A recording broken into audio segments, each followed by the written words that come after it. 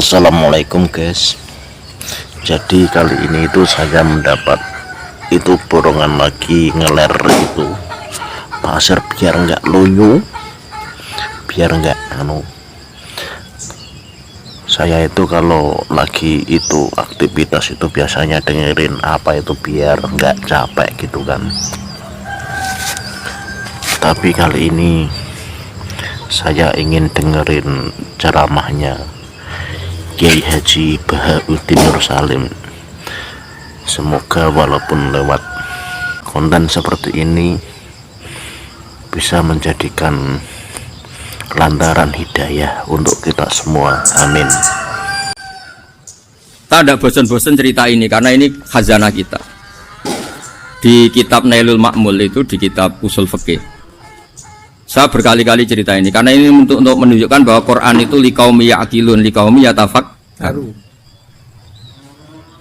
Ada seorang kiai, seorang ustadz, kiai dulu itu emang orang soleh, alim terus jadi kiai. Kalau kiai sekarang tuh macam-macam, nganggur terus ingin jadi kiai gitu. Terus daftar gitu. Ada lowongan di yayasan, masuk ingin jadi ustadz karena dengar ada gajinya. Dulu sudah ada seperti itu udah. Makanya dulu tuh kalau ustadz kiai pasti soleh karena dia alim terus ingin orang lain tuh mendapat ilmunya. Kalau sekarang nggak ada yayasan sehat, guru gajinya sekian, yang nggak ingin jadi ustadz tuh daftar karena ada gaji. Apalagi ada kabar, ada gaji, ada mes, ada wah yang daftar banyak ya. Tapi mentalnya ada kiai sebetulnya. Ya kalau sampean tanya itu baik dah Gus, ya setengah baik. Ya maksudnya setengah baik, ya ada baik ngajar itu kan baik. Tapi setengah saja karena motifnya itu nyari gaji, bukan ingin mencerdaskan umatnya Rasulullah SAW. Itu Imam Amudi itu guru matematika. Saya nggak bosan-bosan cerita ini. Guru matematika. Muridnya sampai takut, ini masuk surga ndak? Kiai kok ndak ngajarin istighosa atau tahlil, malah ngajarin apa? Matematika. Beliau meninggal terus muridnya tanya, "Ma fa'alallahu bik?" Kira-kira gitu. Apa yang dilakukan Allah? Allah nyambut Anda gimana? Terus kata Imam Amudi, "Bagus, saya disuruh ngajar malaikat." Karena malaikat kan enggak pernah kayak anak beki gini ngaji gini. Malaikat itu enggak pernah ngaji, dia iman saja karena tahu surga, tahu neraka terus iman gitu aja. Jadi imannya malaikat tuh enggak keren kita. Imannya loh. Loh itu yang ngendikan Nabi loh, enggak saya. Nabi pernah tanya sama sahabat, iman yang paling keren siapa? Jawabannya sahabat malaikat. Ya enggak, karuan malaikat iman. Dia yang tahu surga neraka, tahu segalanya, masa ada imannya? Pasti iman lah katanya. Terus ya para sahabat, engkau iman ya wajar kan, menangi saya, nemuin saya. Yang hebat itu orang-orang yang tidak melihat saya, tidak saya didik tapi tetap iman. Karena dididik akal, ya tadi dididik Quran, apa dididik Quran. Sama siapa? Teks bahasa Arabnya masang. Terus Imam Amudi kata Allah, suruh dia ngajarin para malaikat cara menemukan saya. Malaikat dikumpulin terus Imam Amudi disuruh ngajar. Sama singkat kata-katanya Allah di mimpi itu. Istadilla ala wahdaniyati bi hadrati malaikati. Tolong ajarkan cara menemukan saya padahal Anda ini manusia yang tidak melihat saya. Anda di Jakarta kan hanya gedung-gedung. Paling jadi khayal terus nikmat lah, Anda ikut punya tapi ikut nikmati. Orang desa-desa kalau ke Jakarta itu pokrol. Wah di Jakarta itu gedungnya tinggi-tinggi, tidak kayak kampung sini. Lo udah ikut punya, ikut bangga. Di Jakarta orangnya cantik-cantik, tidak kayak orang sini. Padahal dia ya dapat orang cantik gitu. Jadi Allah itu saking pinternya, miskin-miskinnya bisa berkhayal dan bahagia. Nah, itu alhamdulillah betul. Akhirnya itu apa ini anak-anak begini saya tak niati ngajar standar anak-anak akademik. Terus pertama yang diajarkan hanya bilang gini, sama siapa teknya? Ya malaikat wahe para malaikat. Terus beliau bilang, nisbatus naini wassalasah ila malanihayata lahu nisbatul far'i ilal asli. Angka itu jumlahnya berapapun 2, 3 sampai triliunan. Semuanya itu nisbatul far'i ilal asli. Binisbat ilal wahid nisbatul far'i ilal asli. Angka 2 ya cabangnya 1, 3 cabangnya 1, 1 triliun ya cabangnya 1. Tetap yang asal usul adalah angka 1. Itu nangis semua malaikat. Cara Jawa itu mandek man kowe iman kaya imanku. Makanya imannya umat Rasulullah sallallahu alaihi wasallam itu PD-nya yakinnya kayak imannya malaikat. Kalau Tuhan itu satu. Karena angka enggak bisa dimulai kecuali dengan angka satu. Makanya nisbatus naini wassalasah ila ma la nihayatalahu iku nisbatul far'i ilal asli. Semuanya itu nisbatnya cabang ke induk. Berarti semua alam raya ini tetap asal usulnya satu, yaitu qul huwallahu ahad. Nah, itu namanya akal. Umatnya Rasulullah itu ditinggali mukjizat akal lewat panduan Quran, sehingga meskipun kita tidak menangi Rasulullah, tidak menangi sahabat, kita tidak tahu malaikat Jibril, tapi cara iman kita ini tidak kalah keren. Yakin, hakul, yakin. Terus kedua, gambar. Kamu gambar rumah, gambar hewan, gambar apa saja, mesti dimulai satu titik. Entah gambar kamu bagus, entah jelek, tetap dimulai satu titik. Nah, titik ini namanya nuqtatul wujud. Semua alam raya dimulai dari satu titik, yaitu nuqtatil wujud. Makanya Quran dimulai bismillah, dan bismillah itu dipilih sama Allah pakai pertama ba itu ada titik. Itu kata semua ulama. Itu titik itu singkatan dari bi kana makana wa bi yakunu mayakun. Karena saya semuanya ada. Bi itu karena saya. Jadi makanya santri-santri beki tidak usah bayangkan kamu jadi wali terus bisa terbang ke Mekah, tidak usah. Kalau terbang ke Mekah ya sudah umroh aja bayar. Kalau enggak ya maklaran KBH atau apa. Pokoknya cari gratis. Ya gratis kan ya. Dapat orang 10 gratis satu. Terus orang enggak umroh-umroh dirayu-rayu supaya umroh. Repot. Itu pelanggaran fikih itu. Kalau orang punya utang itu wajibnya nyaur utang dulu gitu. Wah repot. Saya itu juga sering bingung di kampung-kampung. Gus sama umroh. Kenapa? Dapat gratisan. Minta uang saja buat nyaur utang, nggak boleh. Wah, secara fikih yang wajib itu nyaur utang bukan umroh. Nggak boleh Gus diminta uang, nggak boleh, harus umroh. Udah gitu saya ini bingung Gus mau umroh, nggak nikmati. Kenapa? Disuruh ngajar Gus.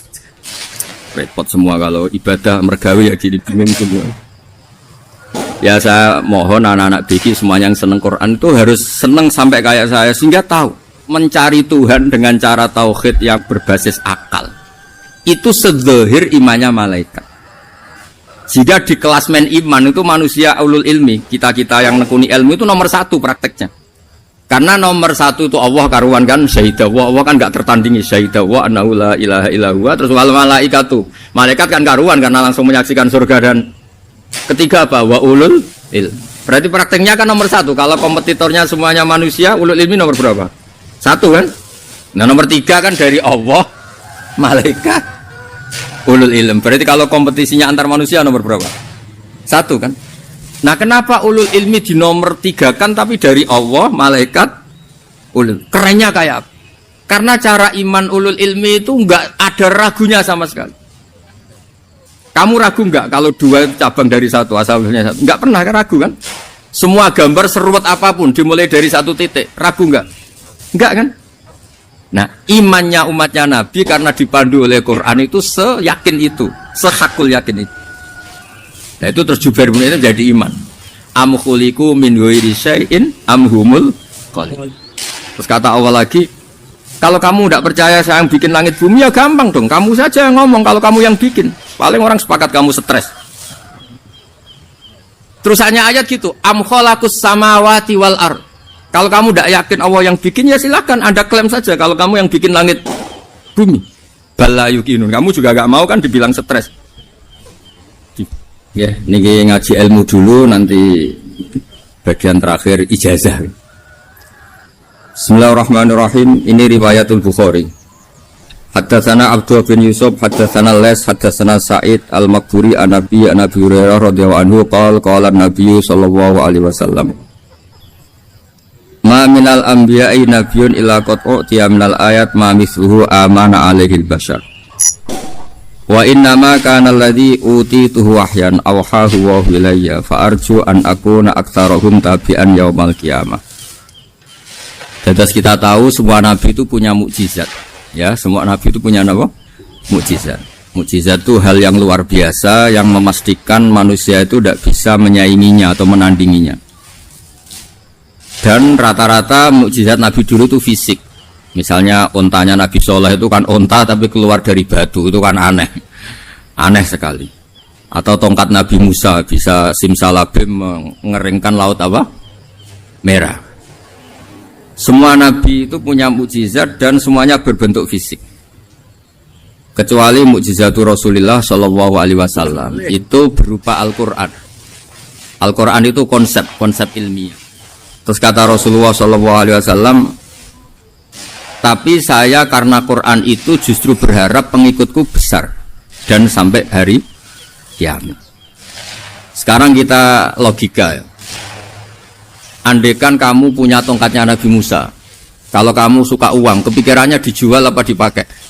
Kalau kamu suka uang, pakai. Kalau kamu ahli suudon itu pikirannya ndak, ini asli ndak. Karena yang melihat di Turki itu ya sebagian gitu. Kalau yang suka perdukunan itu bayangkan tuh miliknya. Mungkin dipakai ngakali orang atau apa, pokoknya bayangkan tuh miliknya. Kalau yang kolektor pikirannya itu nanti ini laku berapa. Tapi kalau peneliti mungkin pikirannya itu ini asli apa enggak? Bukti aslinya apa? Repot lah. Lagi pula kalau kamu punya utang terus mau apa? Istri kamu marah mau apa? Kalau pakai tongkat. Nah, beda dengan mukjizatnya Quran itu semuanya apa? Ilmiah. Orang yang sedang harmonis dengan istri bisa pakai ayat di antara ayat-ayat Allah itu apa? Wa ja'ala bainakum mawaddatan. Nanti kalau ditakdir cerai, saya tidak menyarankan cerai. Kalau ditakdir cerai, itu masih dimotivasi sama Allah. Wa iyyatafarraqa yughnillahu kullam min sa'ati. Jika suami istri itu cerai, jangan-jangan suaminya dapat istri lebih baik, istrinya nanti dapat suami lebih baik. Jadi yang masa lalunya ada prahara.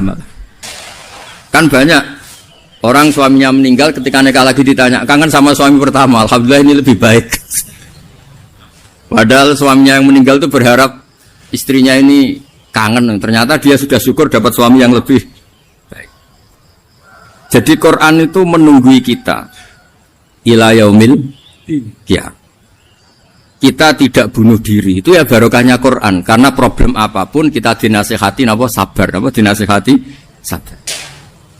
Kan nggak mungkin kamu pegang tongkatnya Nabi Musa, punya masalah apa saja melihat tongkat, bisa apa tongkat. Tapi kalau Quran kan nasihat, solusi. Makanya Nabi berharap dengan Quran ini, saya berharap pengaruh saya, pengikut saya terbanyak ila yaumil qiyamah. Terus beliau dikomentari begini sama, ini Fathul Bari, sarahnya Bukhari. Al-muradu anna mu'jizatil anbiya inqaradat binqiradi a'sarihim. Falam yusyahidha illa man hadaraha. Problem mukjizat nabi-nabi dulu itu kan fisik. Sehingga yang tahu kalau Nabi Soleh punya unta yang ajaib, itu yang tahu ya hanya yang hadir saat itu. Yang tahu kalau tongkat Nabi Musa bertuah, itu juga yang tahu hanya yang hadir saat itu. Selebihnya tahu tongkat ya di museum. Tapi kalau Quran menjadi solusi, menjadi panduan, menjadi pegangan, itu ila yaumil qiyamah. Kita beri contoh ya, Quran panduan yang paling gampang misalnya. Dulu ini cerita ya. Dulu itu ada orang kafir cerdas namanya Jubair bin Mut'im. Itu saking pinternya dia, pinter juga tokoh. Itu sebagai delegasi pembebasan Asra Badrin. Jadi tawanan-tawanan perang Badar itu mulai dulu ya ada negosiasi mau dibebaskan. Terus orang-orang kafir ini menugaskan namanya Jubair bin siapa? Mut'im. Ini ada di Bukhari. Karena ini ngaji di Jakarta. Kalau orang nggak tahu hadis juga tanya ini sahih enggak itu. Wong nggak tahu kok tanya itu aneh. Padahal kalau dibodoni itu ya nggak tahu. Tapi ya tetap tanya hadisnya ini sahih enggak. Ini kata kiai apa kata nabi ini ya. Memangnya kata nabi kamu dengar kan ya lewat kiai. Emang. Setelah itu Jubair itu datang ke Medina. Dengerin, datang ke mana? Medina. Kemudian dengar Nabi baca Wattur pas sholat maghrib. Jubair karena Nabi dulu gak ada hotel, gak ada pondok ya. Pondoknya Nabi hanya sufah itu. Nabi baca maghrib, bukan diskusi, bukan debat, baca Wattur wa kitabim mastur firrokim mansur wal baitil ma'mur wasaqofil marfu wal bakhril masjur terus. Kemudian sampai pada titik ayat am khuliqu min ghairi syai'in. Masa manusia atau alam raya yang maujudat, yang nyata, yang wujud nyata Kemudian asal-usulnya itu ketiadaan. Ini kan hadhil alam maujud. Alam ini kan nyata. Masa sesuatu yang nyata, penciptanya itu tidak nyata. Jadi nggak mungkin ada faham nihilisme. Kalau faham nihilisme berarti melahirkan teori begini. Al-adamu yakhluqu maujudan. Sesuatu yang tidak ada, menciptakan yang... Itu kan akal nggak bisa nerima. Kalau sesuatu ini ada, penciptanya pasti ada. Terus, akhirnya Jubair bin Mut'im itu simpuh di depan Rasulullah. Terus bilang, ya Muhammad kada qalbi ayatir, hampir saja hati saya terbang. Kalau riwayatnya Imam Ahmad, faka'an nama sudi qalbi, hati saya dihancur. Semua teori yang saya bawa untuk ngelawan kamu sekarang luluh semua, hancur semua. Yang benar adalah teori Anda bahwa Tuhan itu satu dan Tuhan itu ada sebelum semua makhluk.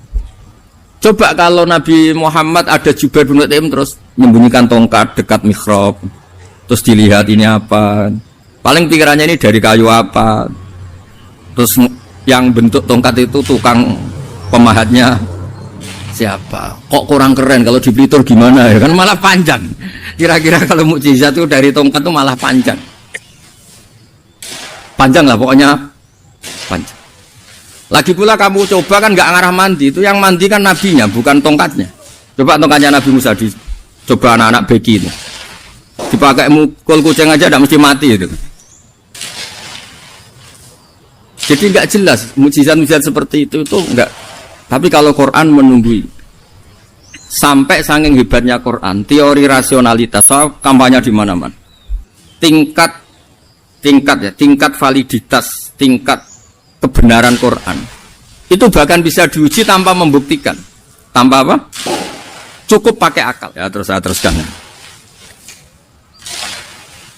Fala yamurru terus al-murad anna mu'jizatil amya in qaradat bin qidari a'saim wa mu'jizatul Qur'an mustamirratun ila yaumil qiyamah wa kharquhu lil adat fi uslubihi wa balaghatihi wa ikhbarihi bil maghibat. Terus kata ini yang ngarang Fathul Bari syarahnya Imam Bukhari.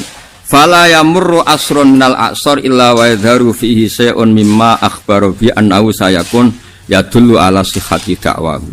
Wa hadza aqwal muhtamilat. Wa takmiluhu fil ladzi ba'da wa qilani ya anal al makna anal mukjizat al madiyah kanat khissiyatan tusyahadu bil absar kana qoti soleh wa asa Musa. Mukjizatnya nabi-nabi dulu itu hanya penyembuh, hanya pelengkap, hanya nuruti keinginan mata. Seperti dahsyatnya apa? Laut Merah diseblak apa dipukul sama tongkatnya Nabi siapa?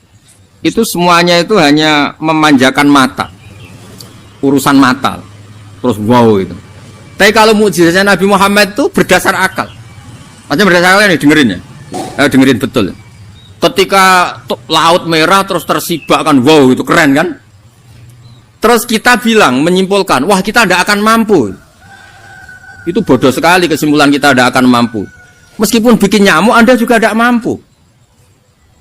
Loh untuk memutuskan tidak mampu saja kok sampai pertunjukan seperti itu tuh laupo, cek goblok gitu. Nah kalau kita karena umat yang pinter untuk memaksa kita nggak mampu, Allah bilang Inna wa la yastahi ayadriba mathalam ma ba'udhu. Kita melihat nyamuk langsung berkesimpulan tidak mampu. Saya berkali-kali cerita nyamuk itu sudah kecil, masih punya urat, uratnya kayak apa? Masih punya kuman, kumannya seberapa? Ya enggak? Nyamuk itu kecil, punya organ tubuh, organ tubuhnya punya urat. Itu kalau kamu pinter, antara tongkatnya Nabi Musa menyibak Laut Merah sama nyamuk itu sama-sama berkesimpulan melahirkan satu paham bahwa kita tidak. Nah untuk memaksa tidak mampu saja kok menuju pertunjukan ada onta keluar dari batu, nakotu soleh, ada tongkat yang bisa mengeringkan laut. Cek goblok ya. Nah kita alhamdulillah ada jenis goblok yang seperti ini. Untuk ikrar bahwa Allah itu hebat ala kulli syai'in, cukup lihat nyamuk, kagum kan? Sudah tidak usah bikin hidup. Saya berkali-kali mencontohkan. Para pemahat tak suruh bikin patung gajah itu mampu. Tak suruh bikin patung nyamuk kalau bisa. Nyari materi dari apa itu? Gampang mana bikin patung gajah sama patung nyamuk? gajah. Makanya Allah bikinnya contoh itu untuk ijaz itu pakai nyamuk, bukan pakai gajah. Itu kalau ustadz-ustadz yang agak jorok malah contohnya nyamuk, Gus. Itu kecil. Itu kayak apa? Di dalamnya dia hamil. Itu anaknya kecil lagi, telurnya kecil lagi, itu gimana itu cara bikin itu? Makanya di sini ini ada kitab Itqan, itu komentarnya itu lucu. Ini kitab Al-Itqan karangannya Imam Suyuti. Ini persis komentar saya tadi ya. Kata Imam Suyuti, pengarang kitab Itqan, wa ya imma khisiyah wa imma akliyah. Jadi mukjizat itu ada yang fisik, bisa dilihat indra, panca indra, bisa dilihat akal. Wa aktsaru mu'jizati Bani Israil kanat khissiyah li baladatihim. Bilada itu goblok, wakil lati basoirihim. Dasar wong goblok. Mukjizat itu ngenteni sing wow. Maksudnya dasar wong untuk ngakui Allah hebat saja kok nunggu hal-hal yang seperti itu gitu. Paham gitu? Mergo likil lati napa aklihim. Wa aksaru mu'jizati hadil ummah akliyatun li farati dzakaihim wa kamali afwahihim. Dan mukjizatnya umat ini semuanya berdasar akal karena sudah cerdas. Jadi andaikan kita melihat tongkatnya Nabi Musa menyibak Laut Merah dengan melihat nyamuk, kesimpulan kita sama. Sama-sama wow, sama-sama keren, sama-sama memastikan kita tidak mampu. Makanya terus Quran menerangkan ya wa ma min dabatin fil ardi wala ta'iri yatiru bi janahihi illa umamun amsalukum. Jadi keseharian kita lihat burung kok terbang. Itu sudah ayatun min ayatillah. Paham ya? Terus niki itu bangga ditunggoni napa Quran, nggih ditunggoni napa Quran. Wa mu'jizatul Quran tusyahadu bil basirah fayakunu mayatabi'u li ajlihi aksar. Terus li annal ladzi yusyahadu bi aini ra'si yang qaridu bingkiradi musyahidi. Sesuatu yang tampilan dahsyatnya itu disaksikan mata, maka itu bisa habis. Era tongkat Nabi Musa seperti itu habis enggak? Bisa mengeringkan Laut Merah, habis kan? Tapi era mukjizatnya Quran ila yaumil qiyamah. Ya contoh sosial, saya kembali lagi ke sosial. Kamu punya teman awet atau punya istri awet, itu konsepnya ya wal kadhiminal ghaidh, agak gampang tersinggung. Coba kalau kamu setiap tersinggung putus, setiap tersinggung habis, kamu tidak punya teman, tidak punya istri. Sampai kita awet seperti ini, kalau kecewa ya wal kadhiminal ghaidh, ngempet. Termasuk saya ini biasanya ngaji khusus terus baca gini ya kecewa. Tapi barokahnya diwarai Quran wal kadhiminal ghaidh, ngempet Gus, ngempet. Terus kecewa sama teman, kenapa tidak putus? Karena wal afina aninna, sudah kalau kecewa maafkan. Coba kalau kita kecewa presiden demo, kecewa menteri demo, kecewa orang tua minggat, ya kalau dicari, kalau tidak akan malu. Saya itu punya teman tak tanya, kecewa Gus sama bapak itu, kenapa tidak minggat? Malu. Kenapa malu? Takut gak dicari. Itu orang tuh paling malu itu kalau keluar dari rumah nggak di. Saya punya teman lagi, saya ini takut mati Gus. Kenapa? Takut istri saya tidak nangis Gus. Itu kematian terburuk itu kalau mati tahu istrinya tidak nangis. Itu malu betul itu. Makanya jangan mati. Pokoknya pastikan orang sekeliling Anda nangis itu baru berani mati. Kalau tidak jangan. Ya jadi mukjizatnya Nabi itu luar biasa. Nah ini terus saya teruskan ya. Makanya mukjizat terbesarnya Nabi adalah Al-Quran. Karena Al-Quran itu cerita tentang hukum-hukum akal, cerita tentang logika-logika peradaban. Misalnya logika peradaban, contoh paling gampang. Di Quran itu ada sekian ayat yang Allah cerita peradaban. Misalnya wa ahsinu innallaha yuhibbul muhsinin.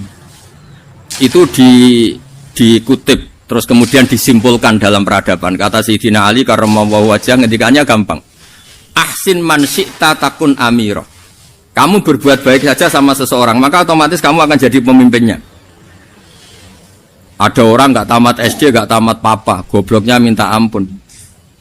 Tapi karena gaji seorang pakar, oh kamu tak gaji 1 bulan 1 miliar, perusahaan saya jadikan besar. Itu dikongkan ngalor itu ya nurut. Hanya karena dia ihsan. Terus wastaghni amman syi'ta takun nadhira. Saya ulang lagi. Wastaghni amman syi'ta takun nadhira. Dan kamu jangan butuh orang lain, siapapun dia, maka kamu akan setara. Misalnya ada menteri orang antri mau salim, tapi kamu tidak butuh kan tenang saja. Tapi kalau kamu butuh, habis kamu. Ya kan, kamu tidak butuh seseorang maka kamu posisinya akan start. Kamu harus sopan karena punya utang jasa. Kalau nggak punya apa-apa kan start. Ya enggak. Misalnya kamu jajar rektor atau jajar menteri, jajar apa saja. Kalau kamu tidak punya utang kan, kamu jajar menteri tidak punya utang. Sama jajar satpam tapi punya utang, takut mana?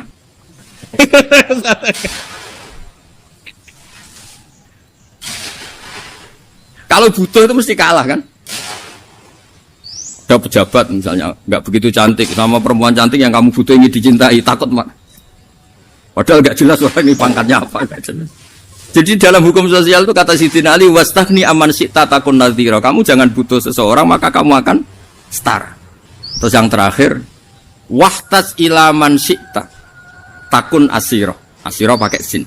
Dan silahkan butuh seseorang maka kamu akan jadi budak dia. Ya coba misalnya Anda seorang profesor, seorang alim, seorang getop. Misalnya mencintai janda di ujung kampung sana, jalan kaki 2 kilo. Padahal itu gak tamat SD, tapi gara-gara seneng. Kacau kan? Logika kepangkatan hilang semua kan? Jadi itu hukum peradaban. Itu mewakili isi-isi sosial yang diterangkan Quran. Ya, dari paketnya 3 tadi ya. Ahsin man syi'ta takun amiro. Kamu berbuat baik sama seseorang maka kamu bisa memimpin. Wastahni amman syi'ta takun nadhira. Kamu jangan butuh seseorang maka kamu akan setara. Mbok kamu ketemu orang terkaya di dunia. Yo ketemu orang terkaya di dunia, kamu jejer, kamu tidak butuh dia. Tenang kan bisa setara kan?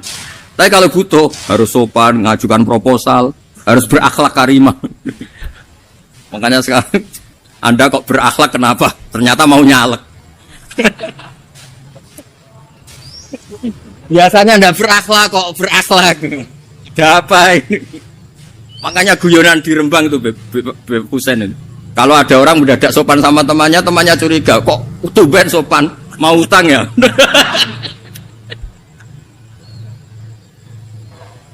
Zaman akhir itu kacau.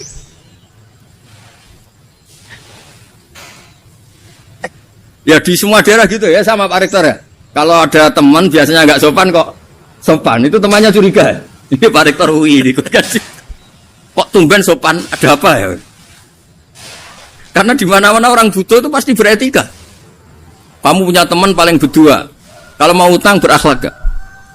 Atau misalnya kamu punya adik cantik terus punya teman berdua, kalau cinta adik kamu berakhlak gak? Biasanya nggak sama sekali nggak berakhlak. Gara-gara butuh menjadi berakhlak. Ya jadi hukum sosial itu ya kuncinya 3 tadi. Ahsin man syi'ta takun amira.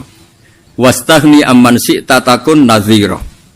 Terus wahtas ila man syi'ta takun asira. Kalau kamu butuh seseorang pasti kamu dibikin hina. Asir itu tawanan. Nah, Quran itu bicara sosial itu lengkap. Dan itu yang nunggui kita. Kita punya tetangga yang kurang baik, ya seneng. Punya tetangga baik, ya seneng. Kata Imam Syafi'i, saya berkali-kali cerita. Kok seneng semua Imam Syafi'i? Ya bagus lah. Kalau yang seneng saya enak lah. Dijak jagongan, dijak ngopi enak. Yang nggak seneng saya, gak ngarah utang. Uang itu nak, kamu punya tetangga gak seneng kamu. Aman kan? Aman. Gak akan pinjem uang kan? Pinjem mobil. Uang gak seneng kok. Makanya Imam Syafi'i itu kalau ngedikan luar Syafi'i, diceritain orang. Ya Aba Abdillah bagiannya, ya Aba Abdillah orang itu gak seneng kau, bagus lah. Loh kenapa bagus? Waman asa'a ilaika faqad atlaqaka. Orang yang gak seneng kamu maka membebaskan kamu. Gak akan pinjam uang, pinjam mobil, gak akan ganggu waktu kamu, kan gak seneng. Justru yang seneng-senengi masalah pinjam terus. Imam Syafi'i itu orang yang anggap dunia itu selesai. Ada yang cerita, ya Aba Abdillah, orang yang tadi cium tangan engkau, yang hormat engkau, di luar maki-maki engkau, ngerasain engkau, ngata-ngatain engkau. Ya bagus lah. Kok bagus gimana? Berarti saya wibawa, depan saya tidak berani. Berarti saya wibawa, di depan saya tidak berani. Berarti itu makomnya sudah kulillah, sumadarhum fi khawdihim, yal'abun. Sudah dunia itu selesai, sudah agak penting semua. Nah itu kalau kamu anak-anak bagi ahli Quran sudah ayatnya kulillah Sumadarhum fi khawdihim yal'abun. Sudah lihat Allah saja gak penting makhluk-makhluk itu. Dah makhluk semua gak penting, sepenting Allah. Nah, kita ini ditunggoni mukjizat seperti itu. Bayangkan misalnya kita ditunggoni tongkatnya Nabi Musa. Saya ngajar di sini terus ini tongkat. Terus nanti yang tanya, Gus itu kayu apa Gus? Nanti yang kolektor tanya itu harganya berapa Gus? Ruwet apa? Terus yang ahli suudon itu asli gak Gus? Wah. Yang ahli suudon kan mesti tanyanya gitu, itu asli enggak Gus? Repot-repot pokoknya. Tapi kalau Quran kan jelas, kenapa? Nafsu itu benar-benar dilatih. Maka masyhur dalam cerita ada orang perang sama Ali radhiyallahu anhu. Ketika perang ini sangat semangat.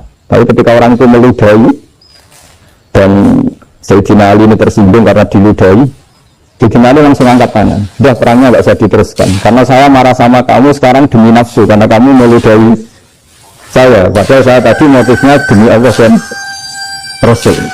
Jadi sangat tipis bedanya kita emosi karena diri kita dan emosi karena Allah dan Rasul. Sehingga ketika diludahi ini terus dia mikir jangan-jangan perang saya karena saya diludahi. Nah, yang hilang dari peradaban modern adalah Allah itu tidak begitu hadir di hati kita.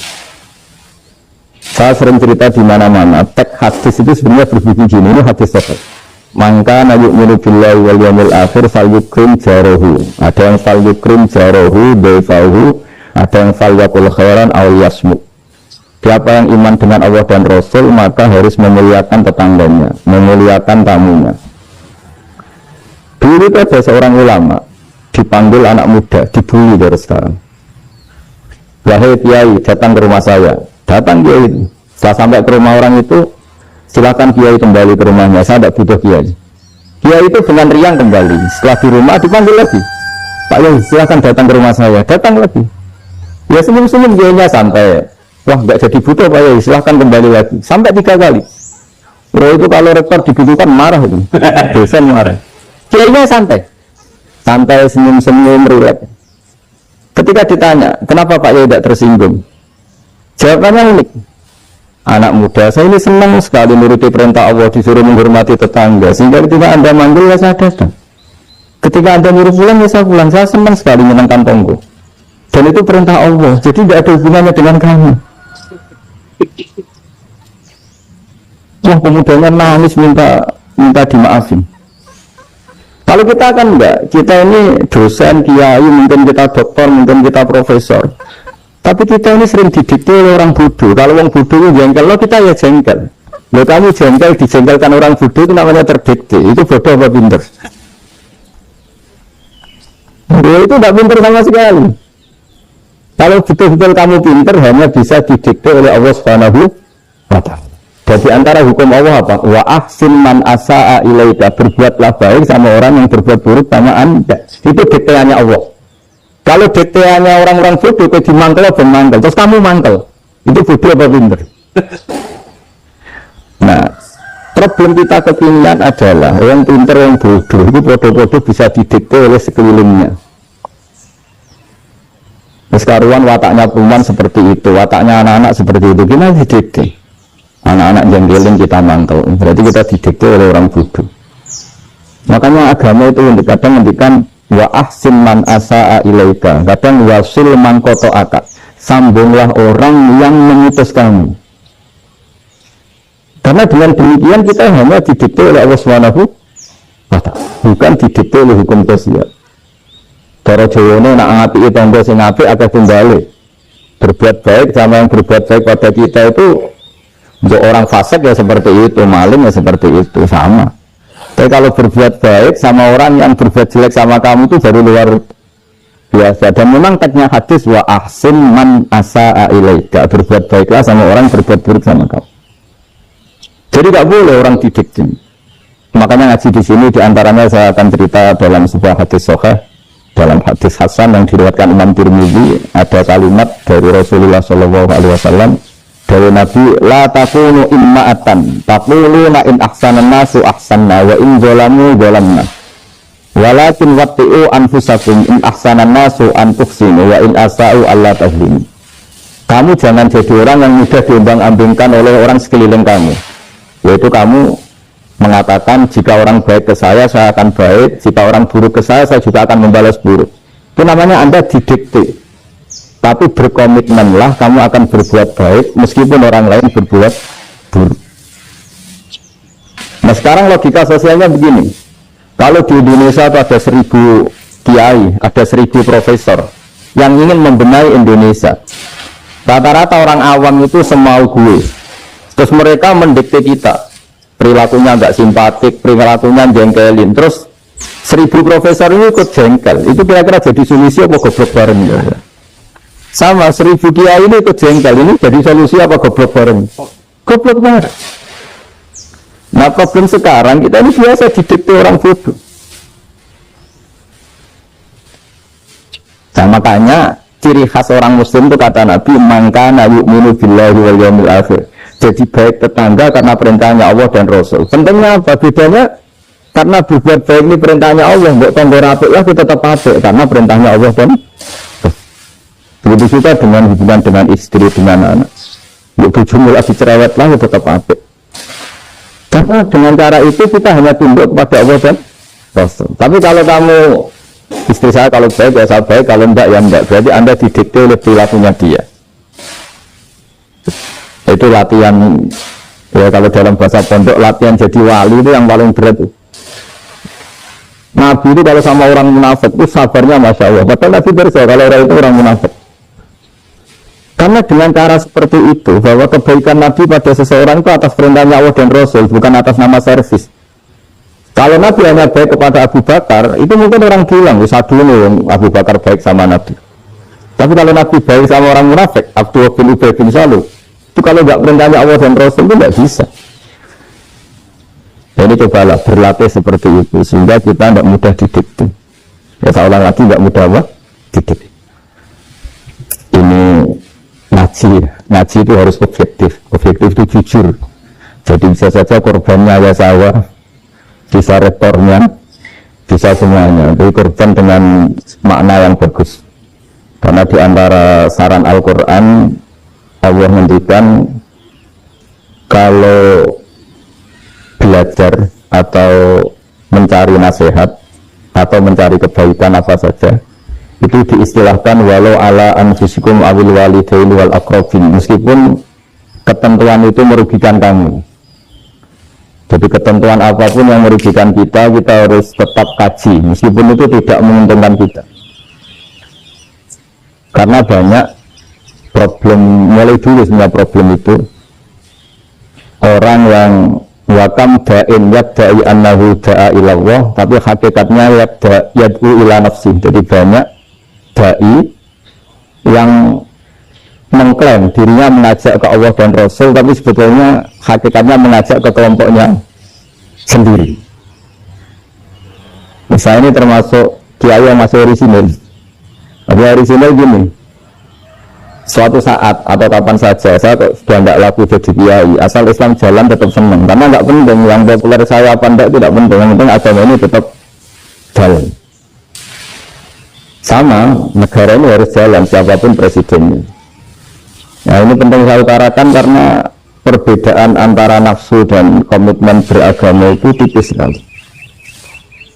Sehingga dulu pernah ada cerita ini bukti keadilan Rasulullah SAW. Karena suatu saat Nabi itu ngaji, ya ngaji seperti ini. Terus ada pemuda dengan cueknya melewati masjid yang sedang dipakai Nabi ngaji. Sehingga cerita semuanya ngomel ya, bergumam. Celaka betul pemuda itu, ada Nabi ngaji tidak ikut ya. Tapi Nabi secara besar hati menunjukkan, ini ada di beberapa kitab di Fadhailul Kasbi, keutamaan kerja. Kata Nabi, pemuda itu mau mencangkul di lahannya. Jika dia mencari nafkah untuk keluarganya, untuk kebaikannya, maka itu bagian dari ajaranku. Jadi Nabi berbesar hati bahwa kerja seperti itu bagian dari ajarannya. Jadi tidak harus datang ke majelis ngaji. Dan bisa saja yang sedang hadir itu orang yang dari istrinya minta belanja dari ngaji terus jadi dituntut belanja kan gitu. Mungkin anak-anak UMM yang kesini daripada tengah-tengah Malang bosan jalan-jalan perempuan. Nah, jadi nggak mesti benar juga niatnya gitu. Nah kemudian yang perlu dicatat, kenapa kita menjadi enjoy dengan Islam? Islam itu adalah agama yang tidak didikte oleh materi. Jadi kalau Anda ingin makan enak, mungkin kalau pikiran kebanyakan orang, anak-anak muda yang milenial yang gaul, ingin makan enak ya makan yang disukai. Misalnya sate atau bakso Malang atau apa. Kalau orang-orang jadi wali nggak gitu cara berpikir. Ini yang masih orisinil. Ditanya, ini dunia baru kesulitan makanan, baru resesi. Cara makan enak gimana? Jawabannya lucu. Ya gampang, idamuhu alju. Idam itu lauk. Kalau kamu ingin makan lauknya paling enak apa? Alju. Kamu harus lapar banget. Sampai kalau puasa itu lihat tempe wah luar biasa.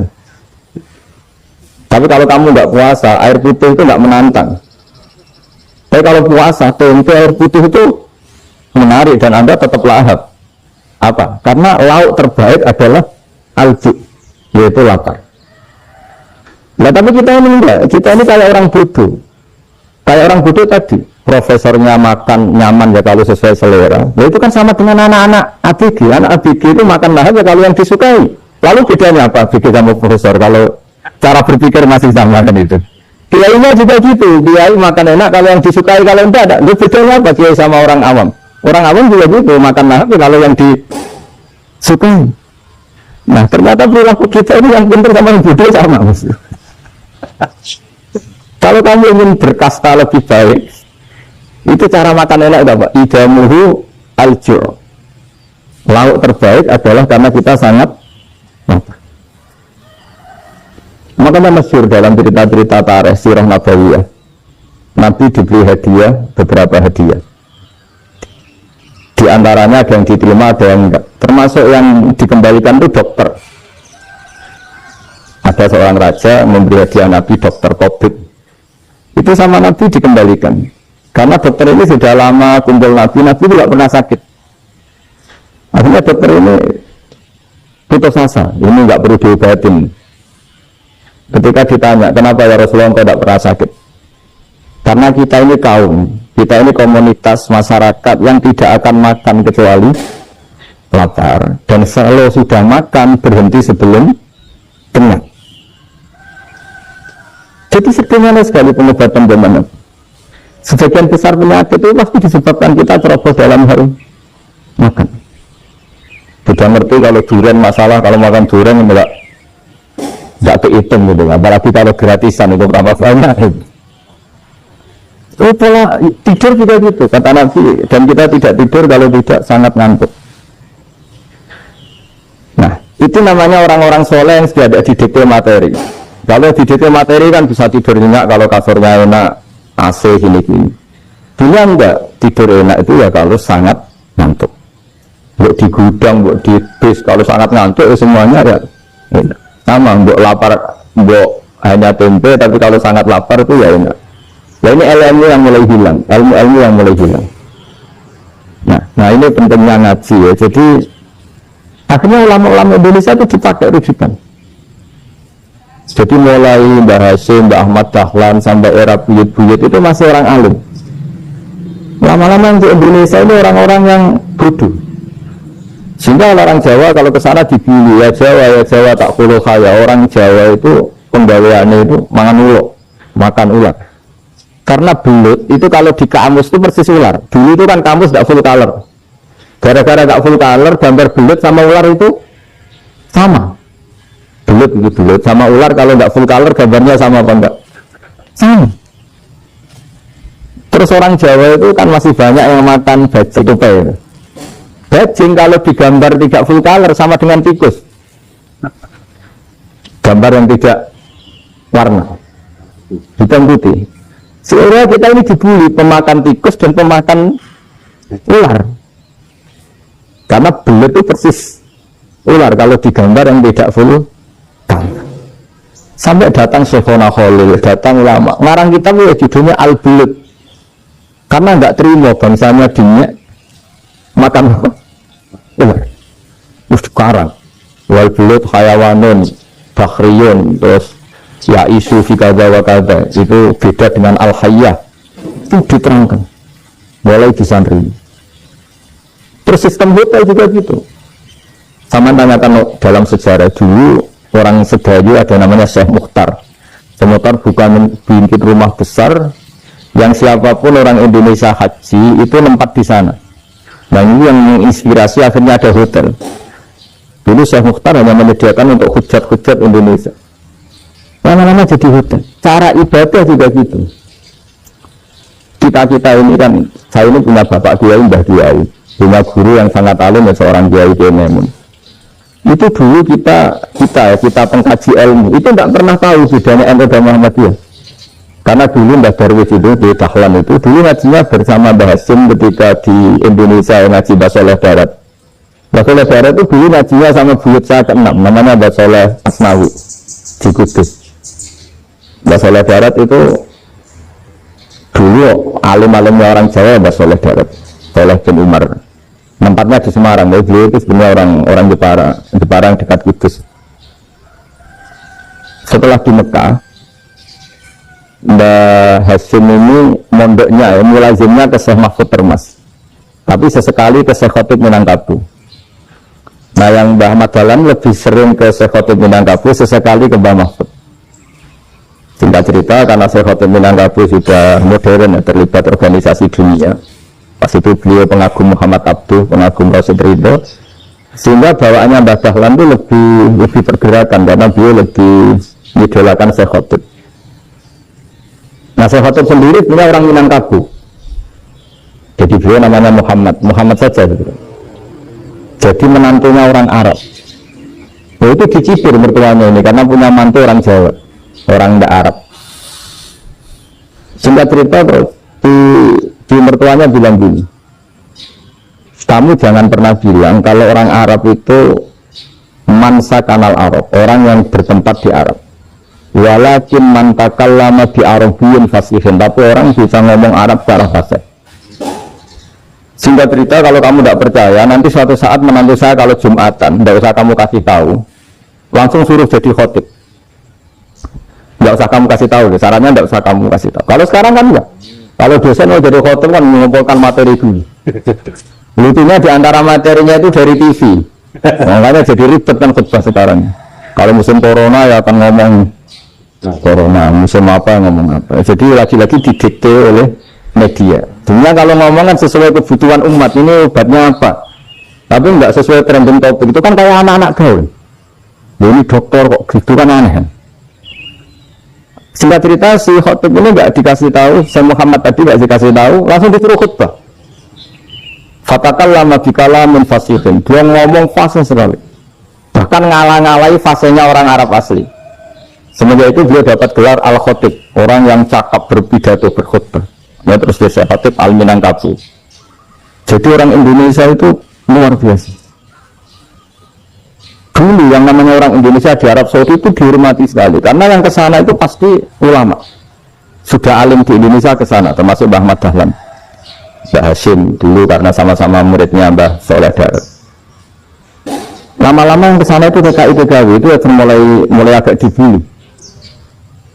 Dulu Syekh Nawawi di antara ijtihad yang dihormati itu beliau mengkritik dengan sewu orang yang kan orang biasanya normalnya kan muji orang mati syahid, hebat orang mati syahid itu hebat ini. Oke, kita sepakat orang mati syahid itu hebat. Tapi kata Imam Nawawi dengan syarat niatnya itu li'i'la'i kalimatillah dan itu bawaan takdir. Seolah lagi itu bawaan takdir, harus mati di medan perang. Tapi tidak boleh seseorang ini niat perang tapi niatnya supaya syahid. Karena kalau begitu berarti dia berniat supaya menjadi maktulal kafir, orang yang dibunuh orang kafir. Kedua, dengan dia mati berarti pasukan Islam berkurang. Berarti dia ingin pasukan berkurang, hanya ambisinya dia ingin langsung ke surga. Misalnya pasukan orang Islam itu 10, orang kafir 10. Kalau kamu ingin syahid berarti mati 1 kan, tinggal 9 kan. Ya kalau yang seperti itu 10 kan mati semua. Gara-gara ingin syahid, akhirnya perang rapati tenanan, benang mati, benang mati. Kata Syekh Nawawi, ya enggak. Kalau kamu perang sama orang kafir ya niat menang. Dengan niat menang ini kamu ingin diilai kalimatillah. Tapi kalau kamu ingin syahid, berarti kamu menuruti keinginan nafsu kamu yang cepat masuk surga. Itu orang Arab kagumnya bukan main. Karena di mana-mana orang itu dinilai dari niatnya. Paham ini ya? Tapi perang ya dalam kondisi perang, bukan teroris. Perang itu artinya orang kafir yang ingin bunuh kita, itu perang namanya apa? Perang. Dulu orang cerita syahid itu hanya pokoknya syahid itu hebat, pokoknya syahid itu hebat. Syahid di medan perang itu hebat, pokoknya syahid di medan perang hebat. Tapi ketika Syekh Nawawi memberi penjelasan ilmiah, jika kamu perang ingin cepat mati, ingin cepat syahid, artinya ini untuk pemenuhan diri kamu, karena kamu bayangkan langsung masuk surga. Kamu lupa bahwa dengan kamu dibunuh, kekuatan Islam berkurang. Akhirnya beliau memberi penjelasan, syahid itu bagus, itu sebagai takdir. Karena takdir itu kita perang yang ingin menang, tapi takdirnya mati. Jangan dibalik oleh perang rapati tenanan, binang mati, nang itu. Itu yang pertama, terus ulama yang pertama memberi penjelasan itu Syekh Nawawi. Akhirnya melahirkan kekaguman yang luar biasa dengan tafsir Munirnya. Terus beliau itu orang yang riwayat kalau menjelaskan ilmu. Beliau juga guru-gurunya Mbah Hasim, Mbah Guru sama Mbah Hasim, sama Mbah Ahmad Dahlan Syekh Nawawi. Jadi dulu yang alim di Arab itu ada Syekh Nawawi, ada Syekh Khotob Minangkabau, ada Syekh Bakir Jogja, ada Syekh Mahfud Termas. Itu orang Indonesia banyak sekali yang alim. Bahkan diantaranya yang dikagumi Al-Azhar itu juga orang Indonesia, nama Syekh Abdul Manan, itu mbahnya Syekh Mahfud Termas. Itu pertama ada duta besar Indonesia di Mesir, itu termasuk barokahnya Mbak Abdul Manan tadi, itu juga orang Indonesia. Jadi pemahaman ulama Indonesia itu khas, termasuk ketika memaknai apa? Syahid. Ketika memaknai apa? Syahid. Itu unik. Ketika Syekh Nawawi diuji dulu, itu yang namanya ulama diuji dulu oleh 100 ulama. Jadi dulu ada kompetisi. Imam Bukhari diakui jadi ahli hadis itu diuji oleh mi'atul muhaddis, dan 100 orang ahli hadis. Sanad dibolak-balik, matanya dibolak-balik, tapi beliau tetap bisa mengembalikan proporsi sanad itu.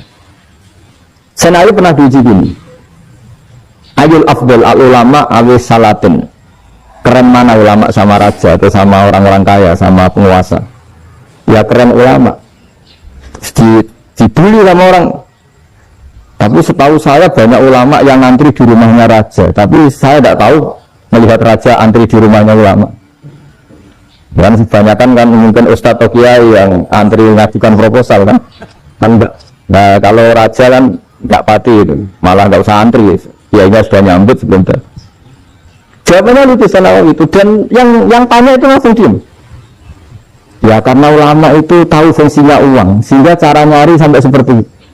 Sementara raja-raja itu tidak tahu fungsinya ilmu, makanya tidak pernah sowan ulama. Sehingga jadi ya dianggap enteng itu. Ulama kan tahu fungsinya uang, tahu untuk pondok dan masjid. Sementara raja tidak tahu fungsinya ilmu.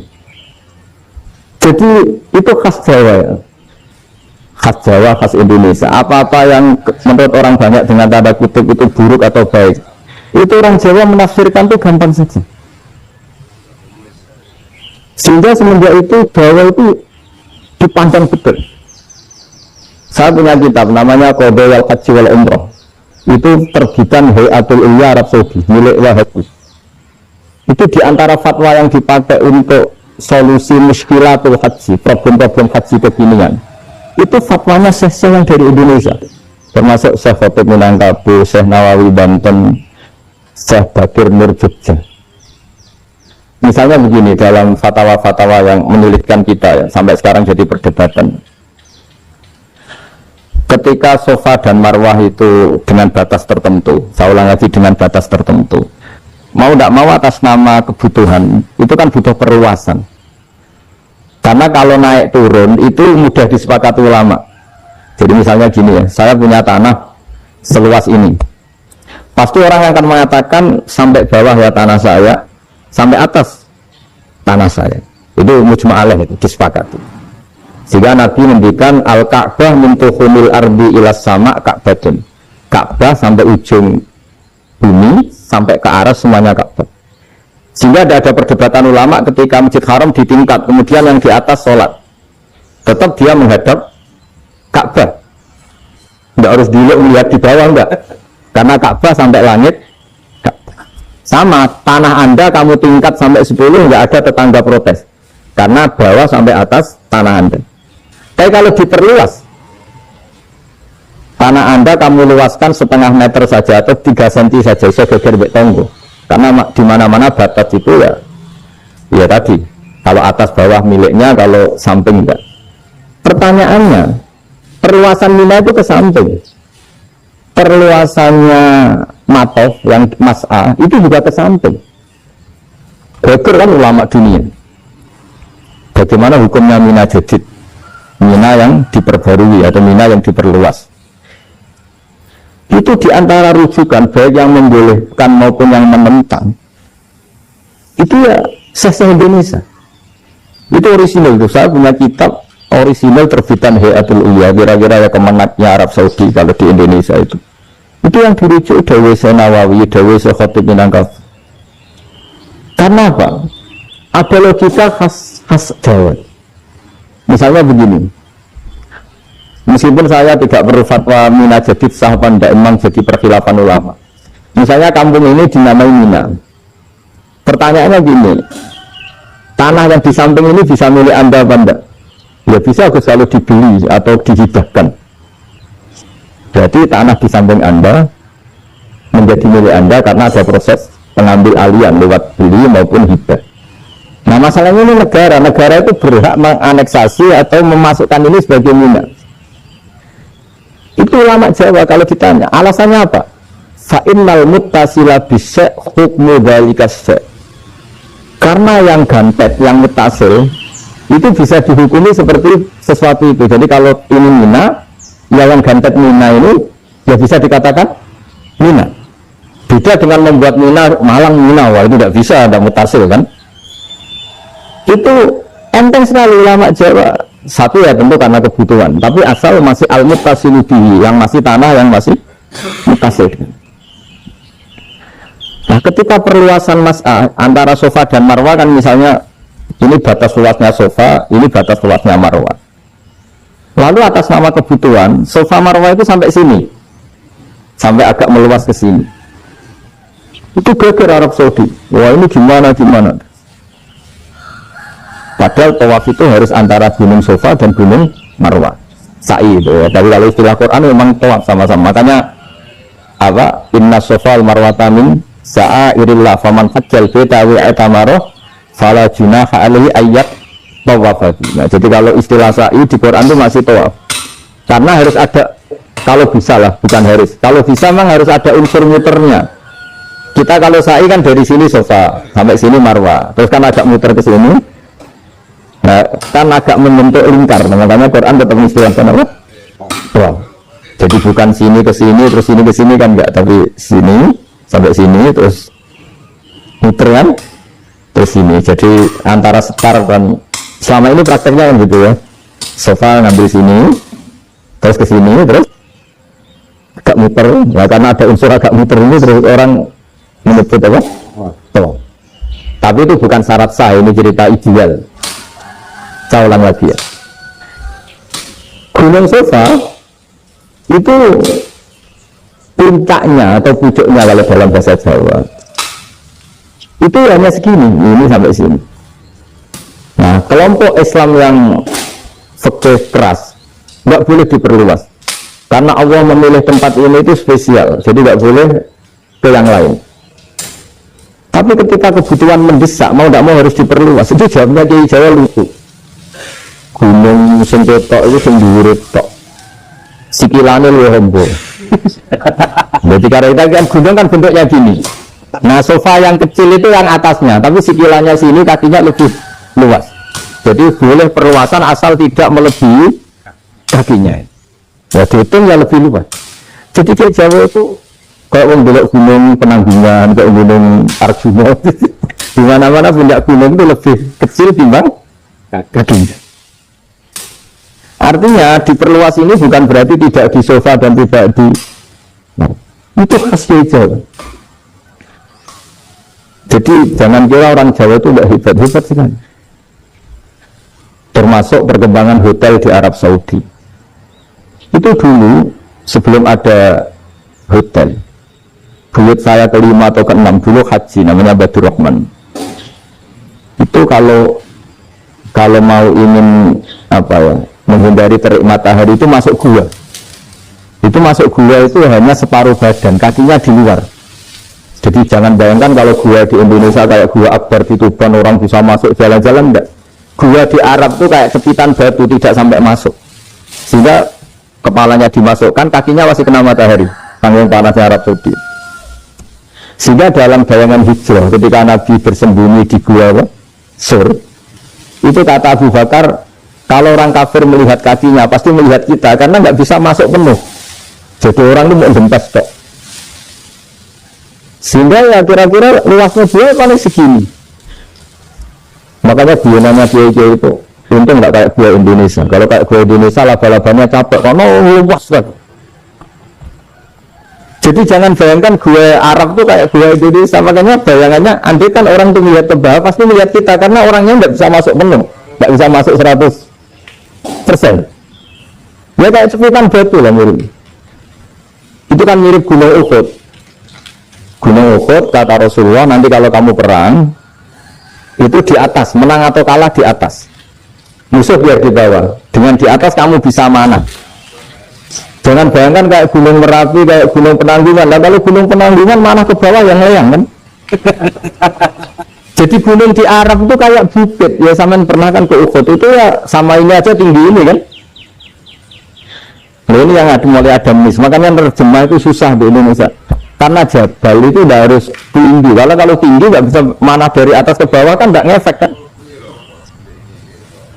Sampai kalau ke Uhud gunungnya pendek sekali sehingga yang mana dari atas ke bawah ya kalau kena musuh ya celaka karena memang dekat.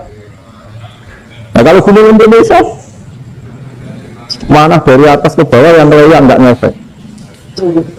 Nah itu susahnya nerjemah bahasa Arab ke kita. Jadi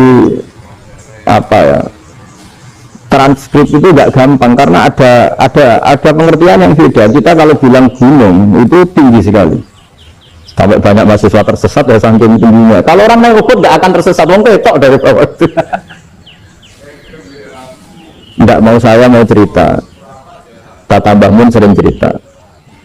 Kenapa wa ma arsalnaka ila rahmatal lil alamin, kata Mbah Mun, Allah itu pasti bikin ulama yang tidak produk Arab itu pasti ada. Kalau orang Arab jadi ulama wajar, bahasanya Arab, domisilinya di Arab. Tapi Allah akan selalu bikin ulama yang tidak bangsa Arab. Imam Ghazali itu Tus itu Persia. Imam Bukhari itu kira-kira kalau sekarang ikut Uzbek. Ya, Imam Bukhari itu kalau negara sekarang ikut mana? Uzbek. Kenapa demikian kata Mbah Mun? Karena Allah sudah menghentikan wa ma arsalnaka illa kafatan linnas. Manusia semua ini kena khitabnya Islam. Kalau tidak ada ulama yang dari berbagai negara, kesannya Islam itu hanya milik orang Arab Saudi. Makanya Allah selalu bikin ulama-ulama yang bahkan tidak Arab. Termasuk Imamul Muhaddisin, yaitu Imam Bukhari, itu orang Uzbek, orang Rusia lah kalau sekarang ikut Uni Soviet dulu. Imam Ghazali itu orang Persia. Syekh Nawawi itu orang Banten. Karena Allah ingin memaklumatkan bahwa Islam ini untuk semua, sehingga orang yang tidak Arab pun bisa belajar Islam. Yang alimnya itu gak kalah sama orang apa? Arab. Makanya ini PR ya. Kalau Gus Dah Ploso nanti ngendikan suatu saat orang belajar Islam itu bahkan orang Arab pun bisa belajar ke Indonesia. Kalau orang Indonesia bisa alim betul kayak dulu. Sekarang banyak liga antar ulama. Itu orang Indonesia pasti masuk. Ulama-ulama top dunia itu pasti orang Indonesia banyak yang masuk. Karena tadi ketika orang Indonesia baca kitab, itu orang Arab itu kagum, kok bisa tidak bahasanya baca secara benar. Bukan sekedar bisa baca secara benar. Karena memang dilatih sedemikian rupa di pondok-pondok. Makanya kita semua lah, yang alim di Indonesia itu kemana-mana pasti alim. Dulu putra Mbah Mun namanya Gus Zofur itu tahun pertama ya sudah the best di tahun pertama. Kalau tahun pertama detailnya ilmunya bawaan dari sarang, dari keluarga. Gus Naji Mondok Said Muhammad tahun pertama sudah dipuji sebagai yang teralim karena ya sanggup. Kalau dipujinya tahun ketiga, tahun keempat kan mungkin dapat dari sana. Ini tahun pertama. Seolah lagi tahun. Karena pengajaran di Indonesia itu luar biasa di pondok-pondok. Makanya kalau dalam anekdot pondok itu cerita-cerita lucu ini. Ada orang Jakarta ngaji, setelah di kelas itu kelengaan terus melihat jendela, lihat pintu, terus lama-lama gurunya marah. Kamu diajarin kok enggak punya sopan, melihat pintu terus enggak memperhatikan guru. Anak Betawinya ajarnya lucu, tapi Pak Guru bohong. Kenapa ya? Kamu Pak Guru bilang Ja'a Zaidun, Zaid datang. Tak lihat enggak ada yang datang. Itu contoh nasab kan ro'a itu Zaid, dan saya melihat Zaid, saya enggak melihat Zaid. Contoh ketiga yang cer kan maror itu Zaidin, saya berjalan ketemu Zaid. Pak Guru diam di situ enggak jalan-jalan. Jadi saking detailnya Indonesia diajari kalau rofa Ja'a Zaidun, kalau nasab ro'a itu Zaidan, kalau cer maror itu Zaidin. Nah si murid Betawi ini karena pertama sekolah, ngiranya gurunya itu cerita, Zaid datang. Makanya dia ngeliat pintu terus, mana katanya datang kok enggak datang-datang. Nah, dengan latihan seperti itu, kemungkinan orang Indonesia salah itu kecil, karena memang dilatih betul. Saya ulang lagi, karena memang dilatih betul. Sehingga, ketika orang Indonesia ini yang cerita seorang wartawan, ini kisah nyata, kalau ini tidak anekdot, kisah nyata. Ada wartawan internasional meliput Ramlah itu di Gaza, di Palestina. Wartawan Indonesia ini hanya bisa bahasa Inggris.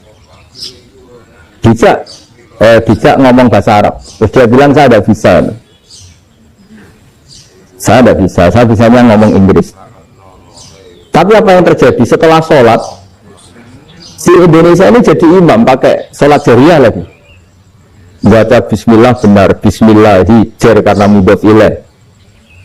Terus ketika tidak ya benar, Rabbana lakal hamdu mil'us samawati wal ardi benar. Ketika tahiyat ya benar, at-tahiyatul mubarakatuh sholawat. Sama orang Arab ini gelabumi. Orang Arab kalau senang orang itu dicium. Kamu tawaduk, sebenarnya kamu itu ahli bahasa Arab. Karena orang Indonesia sekali sholat itu nggak ada yang salah. Meskipun benarnya karena hafalan, tapi bagi yang ahli nahwu itu hebat. Misalnya kita kalau menghafalkan kan bismillahi, bismi jar karena ba, Allahi jar karena mudhof ilaih, ar-rahmani jar karena sifat, ar-rahimi karena sifat, alhamdu rofa karena mubtada, lillahi jar karena ada huruf jar li, rabbi jar karena sifat. Sebetulnya enggak karena pinter, tapi karena hafalan. Tapi orang Indonesia hebatnya itu benar terus. Rabbana lakal hamdu, ya kan, alhamdu rofa, terus mil'us samawati ya rofa karena sifat. Sehingga terus orang Indonesia kalau sholat di Timur Tengah itu dipuji karena makhrajnya ya benar, rofa nasabnya juga benar. Nah, itu di negara lain tidak ada yang kayak Indonesia. Orang Cina itu sering bikin marah orang-orang Arab karena kalau doa itu nggak fasih kayak orang Indonesia. Orang Indonesia kalau doa Allahumma tohhir qalbi. Orang Cina ini yang jadi guyon di Arab, Allahumma tahir kalbi. Itu kan bedanya itu loh. Itu orang Arab pertama membiarin, lama-lama kalbun entak loh, maksudnya asu-asumu, karena dia bilangnya qaf itu kaf. Jadi kalau Allahumma da'wa tahir, kalau aturi nyecekna panjenengan kalbi ing asu ingsun kan. Tapi kalau qalbi itu hati ingsun, tapi kalau kalbi anjing ingsun. Bedanya qaf sama kaf. Ada orang-orang kalbun entak, asu-asu. Tapi padahal orang Cina itu paling dilihat teksnya, ya pakai qaf. Orang Indonesia enggak, mulai kecil dilatih, fase-fase. Sampai ya, sulit betul latihan Fatihah itu. Kalau di Kudus malah sampai 3 bulan Fatihah. Sampai at-tahiyyatu, kurang bersih. iya ini. Kalau ada cerita ada orang dipanggil maftuhin itu gak melengak, harus maftuhin. Tapi barokahnya itu orang Indonesia kalau dulu memang benar-benar Allahumma tahhir qalbi.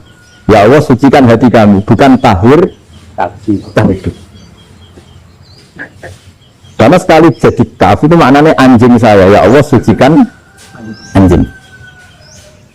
Jadi ini orang Indonesia.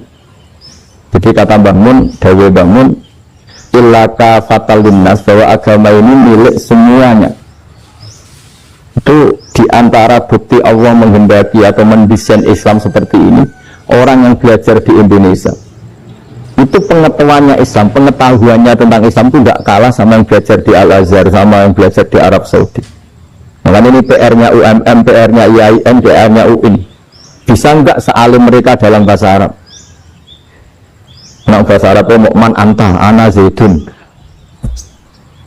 Jangan sampai, karena kita di sana ini kadang dibully. Orang Arab tuh kalau bully kita, sama tak kasih cerita, itu ngawurnya Masya Allah. Kata dia, ada anak orang Indonesia haji, si anaknya orang Indonesia dijotos sama anaknya orang Arab, dijotos, dipukul. Singkat cerita terus si orang Indonesia nggak terima, anaknya yang orang Arab dipukul, yang balik bapak. Orang Arab tanya, lima ada dorong ini, kenapa kamu mukul anak saya? Itu orang Indonesia baca, wah aku jelek. Jadi ada bilang gitu. Artinya anak saya dihadai maka tak ada sekarang itu gitu. Anak saya dipukul maka saya balas mukul. Itu orang Arab mantap gitu. Paham?